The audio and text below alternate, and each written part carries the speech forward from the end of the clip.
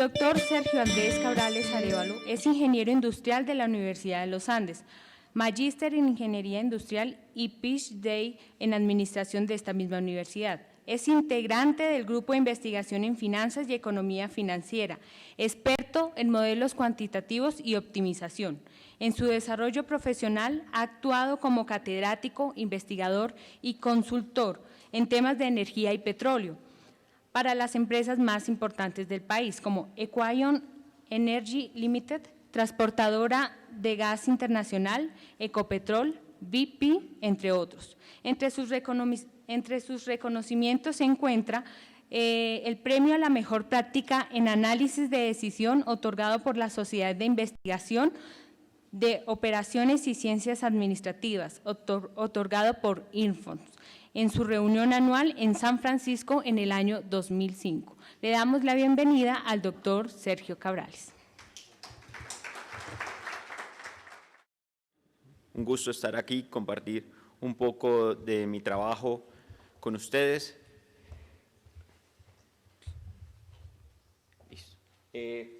Esto hace parte de uno de los artículos de mi doctorado que recientemente me acabo de graduar. Este es el artículo principal, es tratar de medir cuál es el efecto que tiene el sobreempleo y tiene la parte de subsidios de la gasolina. Vamos a entrar un poco en contexto para entender de qué estamos hablando y por qué es tan relevante hablar de empresas estatales de petróleo. Entonces, esto es la agenda que le tengo propuesto para hoy, una pequeña introducción. Esto es uno de los dos artículos, entonces vamos a mirar un modelo porque necesitamos enmarcarlo en un modelo. En este caso es un modelo de control óptimo, ya van a entender un poquito exactamente qué es lo que está detrás de ese modelo.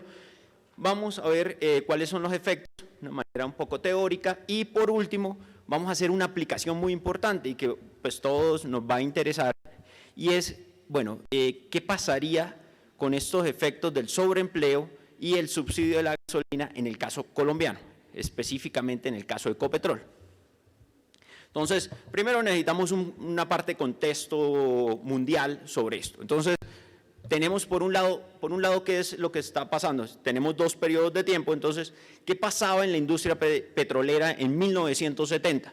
Entonces, ustedes se pueden dar cuenta, las compañías estatales de petróleo solamente tenían el 10% de las reservas del mundo, las reservas probadas del mundo. El resto estaba en manos de compañías privadas, ¿sí? Que nosotros las vamos a denominar compañías internacionales de petróleo, ¿sí? Que son todas las multinacionales que nosotros conocemos de petróleo.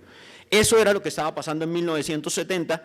¿Qué pasa en la actualidad? Recientemente, miren a continuación, el 73% de las reservas probadas está en manos de compañías estatales de petróleo y solamente el 27% de las reservas de petróleo están en manos de compañías internacionales de petróleo.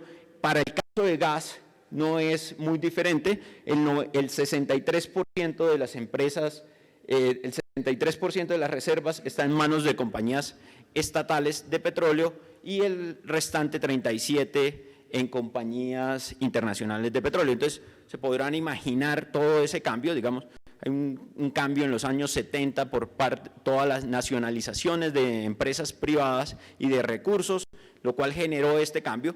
Es cuando hablamos, es importante anotar, bueno, y uno qué define, cómo define una empresa estatal de petróleo o no. Las fáciles son las que son, por ejemplo, PDVSA, de nuestros vecinos venezolanos, entonces el 100% es del Estado, entonces pues, es una empresa estatal. Pero nosotros también contemplamos empresas donde el Estado tenga el control.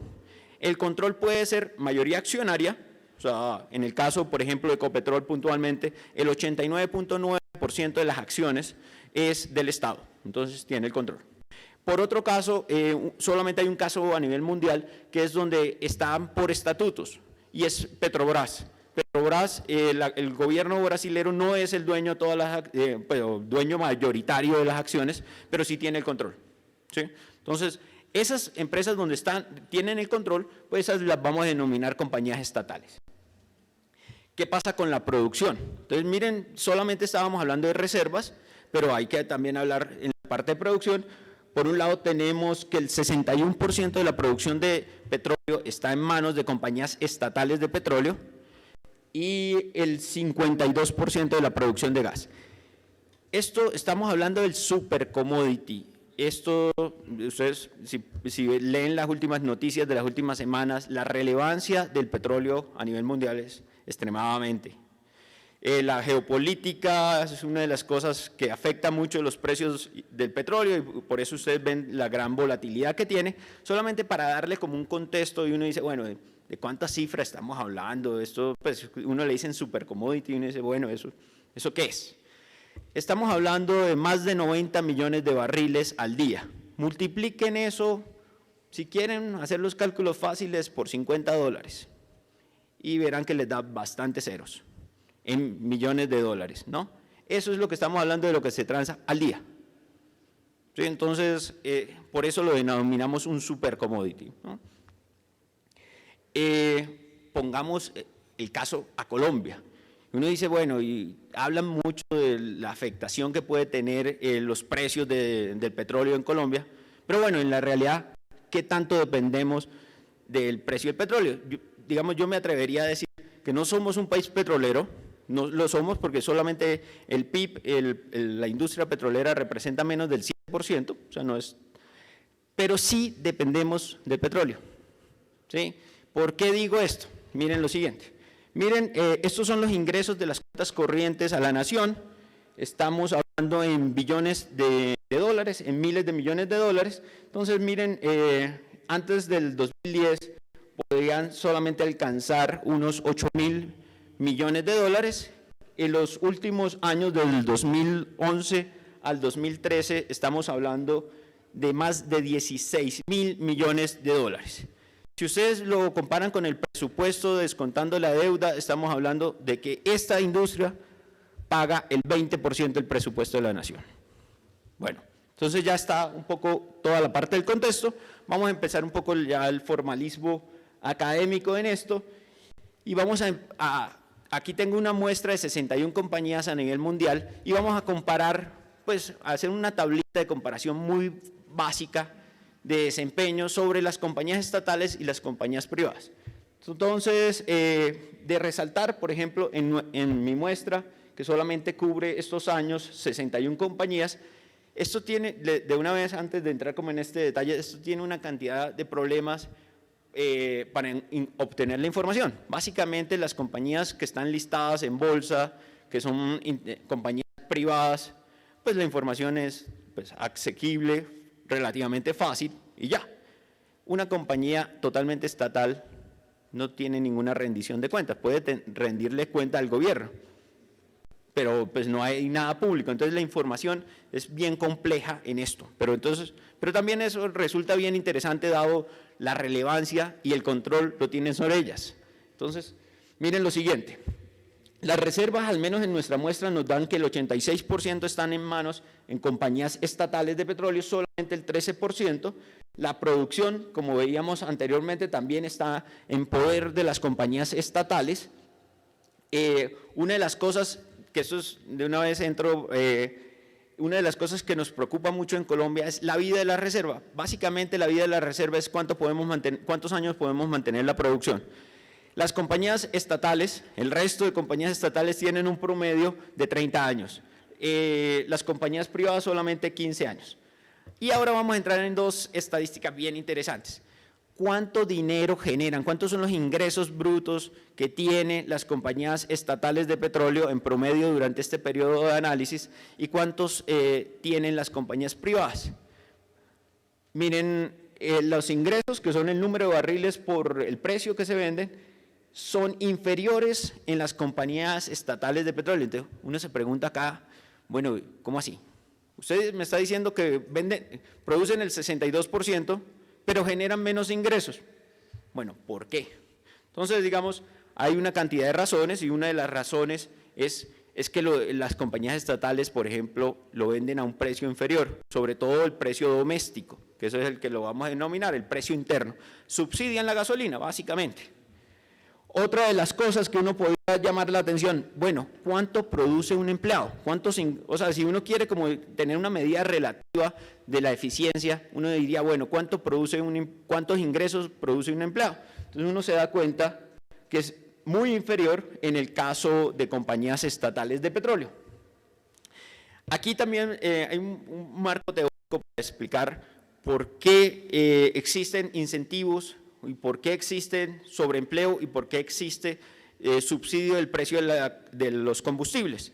Entonces, básicamente, ¿qué es lo que pasa en una compañía privada? Uno en una compañía privada tiene los accionistas por un lado y tiene los gerentes. Entonces, todo el problema del principal agente, aquí, ¿qué es lo que va a pasar? El gerente va a tratar de maximizar su utilidad y los accionistas van a tratar de maximizar su utilidad por otro lado. ¿Qué es lo que pasa? Que cuando el gerente quiere maximizar su utilidad, pues no es los mismos objetivos que la de los accionistas. Entonces se van a generar unas pérdidas y existe un costo asociado a esa diferencia entre objetivos. Entonces hay métodos para tratar de mitigar esto. Por ejemplo, el mercado accionario. Entonces, si uno va, el mercado de derechos de propiedad, si uno va y el gerente tiene un mal desempeño, pues eso se va a ver castigado en el precio, ¿sí? Entonces, digamos, el gerente no le interesa eso, también porque puede afectar pues sus empleos futuros y su desempeño. Otro es la amenaza, por ejemplo, de que una empresa compre. Digamos, ahora en esta industria petrolera vamos a entrar en la ola de fusiones y adquisiciones, ¿sí? Dado la coyuntura que estamos viviendo en este tiempo. Entonces, digamos, la amenaza de un takeover, que es la amenaza de una compra, la amenaza de una bancarrota. Si el gerente tiene un muy mal desempeño, pues entonces está amenazando a la compañía de que puede entrar en quiebra, en default. Y lo otro es que si el gerente no tiene un buen desempeño y no están alineados los objetivos con los accionistas, pues el mercado laboral de empleados lo va a tener en cuenta y pues va a tener unas repercusiones.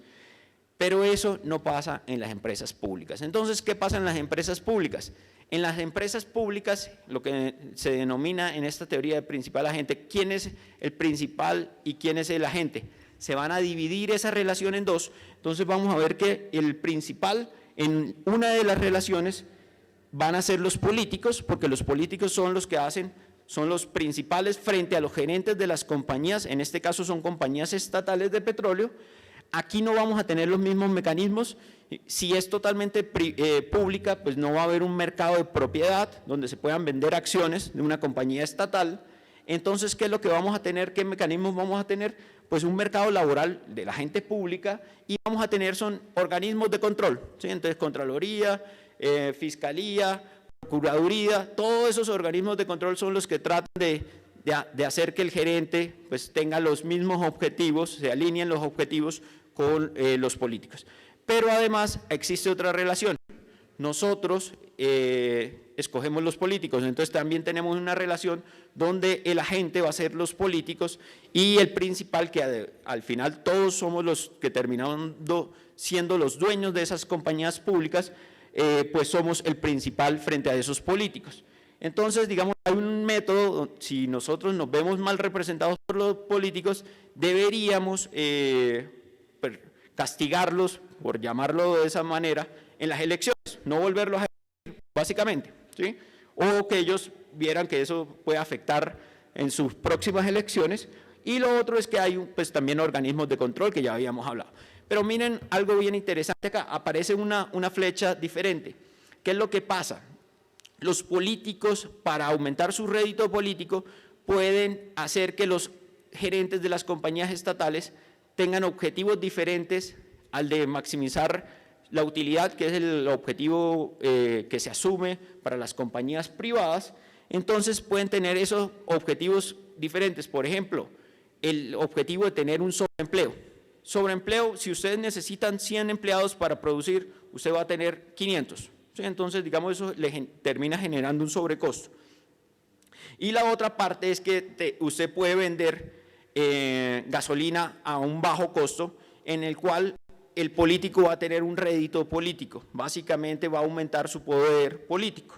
dado esos objetivos no comerciales que llamamos acá en la tesis. Entonces, básicamente, ¿qué es lo que pasa? Que uno asume un poco para facilidad en el modelo, pero pues un supuesto bien importante es que las compañías privadas solamente tienen un objetivo. El objetivo es maximizar la riqueza de los accionistas. Las compañías estatales no solamente tienen ese objetivo, porque también generan dinero, sino tienen objetivos diferentes. Esos objetivos diferentes pueden ser sobreempleo y subsidio de la gasolina. Y ya vamos a ver que eso nacen por la interferencia y por esa relación con los políticos, como les mostraba en el slide anterior. Y hay otros tipos de subsidio, por ejemplo, seguridad energética para algunos países, la redistribución de la riqueza, que eso es una de las cosas que no son tan fácil de estructurar, pues cómo se redistribuye la riqueza. ¿Y qué es lo que uno trata de hacer? ¿Qué se ha hecho hasta ahora en la literatura? Se han tratado de comparar las compañías. Entonces, ¿qué es lo que se hace? Se comparan las compañías públicas estatales de petróleo frente a las compañías privadas. Básicamente, ¿qué encuentran? Que respecto a la eficiencia económica, la capacidad de generar valor, eso se ha demostrado que son relativamente ineficientes, esa eficiencia técnica que se llama. ¿Qué se encontró en este artículo? Que los objetivos no comerciales afectan drásticamente la producción, el valor de mercado de las compañías y la parte de reinversión. Esta parte de reinversión, ¿qué significa?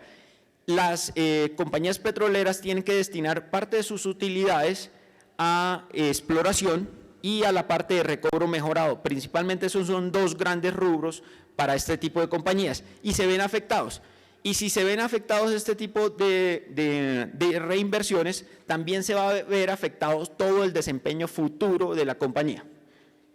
Listos, les cuento un par de detalles. ¿Qué es lo que, digamos, recobro primario, recobro secundario y todo el recobro mejorado? Básicamente hay un aceite original que están en la formación, en el reservorio, y solamente se puede encontrar alrededor del 12 al 15% se puede sacar en recobro primario, del 15 al 20% en recobro secundario y 4 al 11% en recobro terciario. Digamos, el resto se queda ahí, ¿sí? No hay forma de sacarlo. Normalmente en Colombia, pues, la concentración solamente está en recobro primario, se están haciendo algo de cosas de recobro secundario y esto está, pues, todavía muy en pañales. Solamente se están haciendo un recobro de inyección de vapor y algo de calentamiento in situ, que fue lo que hizo Pacific Rubiales las pruebas. Listo, no entramos en este detalle, básicamente les muestro cómo se enmarca el modelo, que es el que se va a utilizar para hacer estas estimaciones.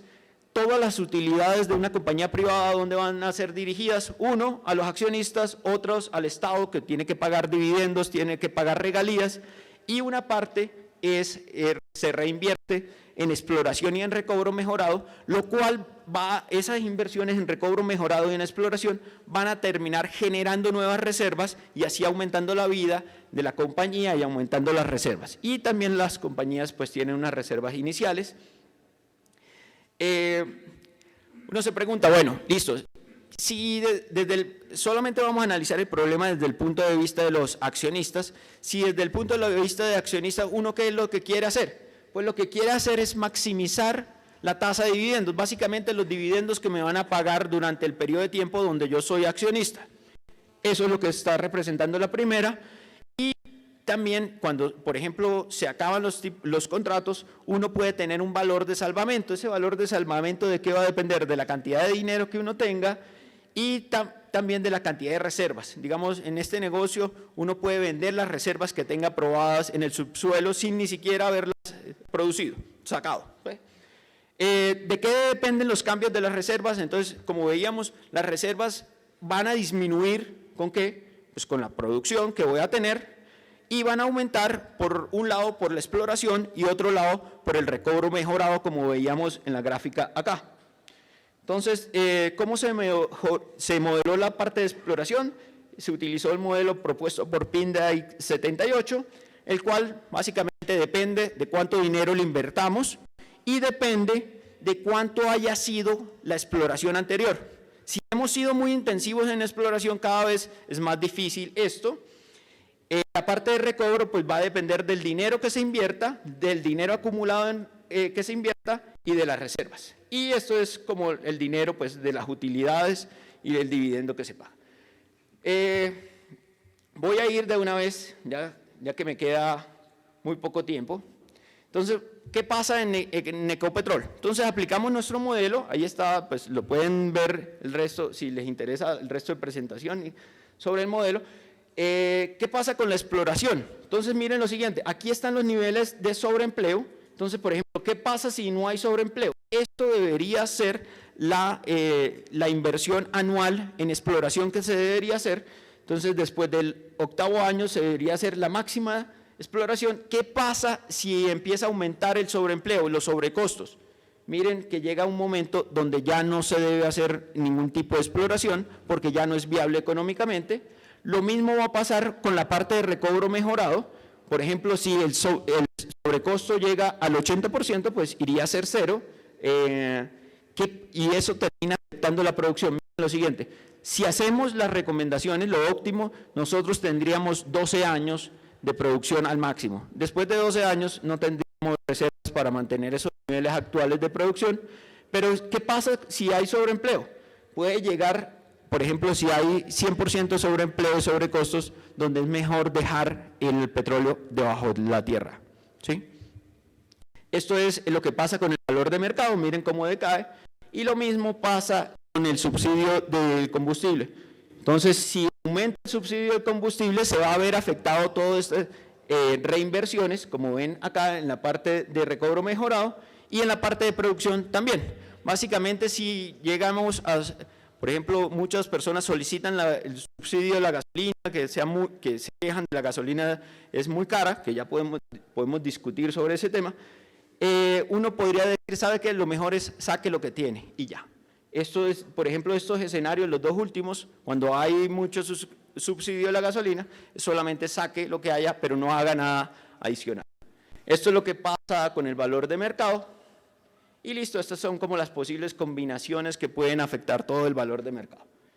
Eso es los que le quería mostrar. Sé que quedan como muchas cosas por mostrar, muchas cosas por discutir, y esto yo sé que es un tema muy importante para la nación, para todos nosotros que vivimos acá, desde el precio de la gasolina, desde la relevancia del sector petrolero en las finanzas de la nación y en la coyuntura que estamos viviendo en la actualidad. Muchísimas gracias. Ya tenemos algunas preguntas. Esta pregunta es para Diego Telles, creo que podemos responder desde aquí. ¿Cuál es la responsabilidad de la banca de inversión al fijar el precio de emisión de la acción y cómo afecta el underpricing? Yo diría que mucha, si no toda. Al final, digamos, son ellos los que terminan haciendo la valoración del activo a la final. Digamos que lo que ha mostrado también la literatura y la evidencia empírica es que en muchas ocasiones ellos pueden tener intereses por favorecer a algunos inversionistas en particular. No sé, por ejemplo, digamos, ellos podrían tener intención en subvalorar un activo, ¿verdad?, para luego, digamos, favorecer a algunos clientes en particular de ellos y también promover negocios a futuro. Entonces, ese es un poco lo que les decía a ustedes del problema de principal y agente, ¿no? Porque entonces la empresa emisora queda de alguna forma atada a los mecanismos que tiene la banca de inversión para la fijación de precios, y eso, digamos, ha mostrado no ser en muchas ocasiones la mejor manera de hacer una valoración. Entonces la respuesta es indudablemente muchísima. Vamos a darle paso a otras preguntas. Estas preguntas son para Sergio. Dado el nivel de recursos que tenemos, ¿por qué seguimos explotando? Y si es posible que Ecopetrol algún día se quiebre, ¿y cómo perjudicaría esto a Colombia? Finalmente, ¿su modelo incluye alguna sensibilidad sobre la variación de las reservas o recobro mejorado? Digamos, la primera pregunta sobre la parte de la quiebra de Ecopetrol, digamos, hay unas diferencias entre empresas privadas y empresas públicas, las cuales, digamos, al fin, el que responde por Ecopetrol es el Estado, entonces, digamos, la probabilidad de quiebra es cero, no existe probabilidad de quiebra y esa es una de esas diferencias. Sobre la parte de recursos, digamos, últimamente las inversiones en exploración han sido muy altas, pero no hemos tenido éxito significativo. Digamos, la verdad es que no, pues, estamos esperando encontrarnos como algún Cusiana, un Caño Limón, Gira Infantas, que es digamos, el pozo más antiguo, digamos, al lado de Barranca Bermeja, es el pozo más antiguo, tiene más de 100 años de producción y todavía produce 45.000 barriles día. El último podría catalogarse como el de Rubiales, el de Pacific Rubiales, pero digamos no hemos tenido algo significativo. Significativo fue el año pasado offshore. Al frente del Tayrona, en el bloque Tayrona, sí fue muy significativo y fue la de Oso Pardo, que estamos hablando de casi 263 millones de barriles, que eso es más o menos un poco más del 10% de la reserva. Digamos no nos podemos quedar como llorando y diciendo, no, es que no tenemos más y ya. Hay muchas cosas que se pueden hacer. Una de las cosas que se pueden hacer es lo que yo les llamaba la parte de recobro mejorado, que eso está incorporado en el modelo, y ¿se acuerdan la grafiquita donde decía recobro primario, secundario, terciario? Es que si nosotros, por ejemplo, aumentamos en un 1% el recobro de lo que nosotros tenemos en Colombia, eso puede significar alrededor de 500 millones de barriles nuevos. Más o menos es el 25% de las reservas que tenemos, entre 20 y 25% serían nuevas. Sería más de un año de producción, solamente sacando 1% más de lo que hay abajo. Entonces, digamos, ahí hay una gran oportunidad. Creo que se está empezando a mover hacia allá. Además, es menos riesgoso. Solamente para que tengan un poco de contexto en esto, abrir un pozo y que salga con petróleo comerciable tiene una probabilidad a nivel mundial del 25%. El 75% de las veces usted perdió sus 10 a 30 millones de dólares que vale un pozo, más la sísmica y todo. Entonces estamos hablando de un negocio muy riesgoso. La parte de recobro mejorado puede ser menos riesgosa y nos puede aumentar las reservas significativamente.